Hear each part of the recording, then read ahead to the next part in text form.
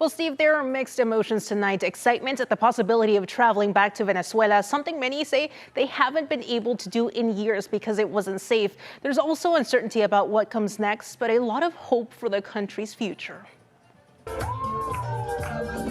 Encuentro Cafe in Old Town became a gathering place for the Venezuelan community.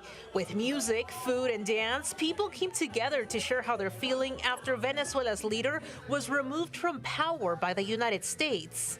Griselda Wardenberg is president of Casa de Venezuela San Diego, a nonprofit dedicated to sharing Venezuelan culture.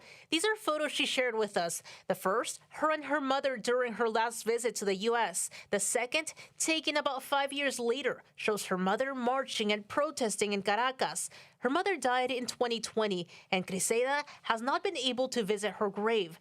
Tonight, she shares what this news means for Venezuela. This is a moment that we have been waiting for over 2 decades to be able of getting rid of this corruption, of these criminals that have kidnapped our country. People here have deep ties to Venezuela. Some have family there, others left years ago and have not been able to return because of the country's conditions. Celine Chota visited Venezuela when she was about 5 years old. Her memories are faint, but she remembers it as a beautiful place and says she's been wanting to go back. For me, I took it as like a change and a possibility of the opportunity to go back and get to visit my family who's in Venezuela and get to understand more of where I come from, my people, who I am as a person.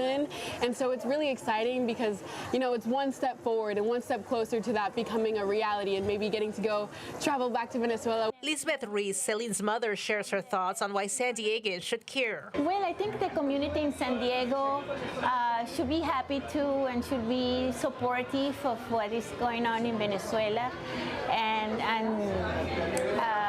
celebrate that we now can go back and visit our family. People are embracing their culture and holding on to hope for what comes next for Venezuela. I have hope that we can go back to the Venezuelan where I grew up. Because right now, yeah, Venezuelans living there is the salary is like $1 per month, so there's no hope for if the things stay as they are. And we'll be watching developments closely. And as you heard from the community, they're hoping for real improvements back in Venezuela. Steve, back to you. Yeah, Esmeralda, a lot of unanswered questions still out there.